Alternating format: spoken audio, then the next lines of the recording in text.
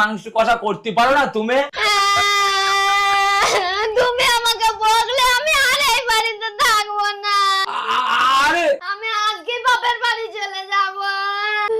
আরে তুমি আরে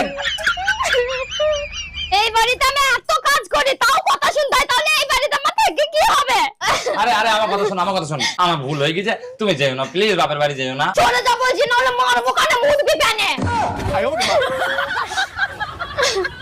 আরে হ্যাঁ, আরে মমতা, মমতা দাঁড়াও। মমতা তুমি আমার কথা শোনো। আরে মমতা তুমি যাবা তো? তুমি যাবো তো নাও আমার। এবার তুমি যদি তোমার বাপের বাড়ি যেতে চাও তাহলে আমার শরীরের উপর দিয়ে তোমাকে যেতে হবে, আমার লাশের উপর দিয়ে তোমাকে যেতে হবে মমতা। এক কাজ করি, ও যাওয়ার আগে আমি শ্বশুর বাড়ি চলে যাই, শ্বশুরকে বুঝিয়ে বলি, তাহলে যদি কিছু হয়।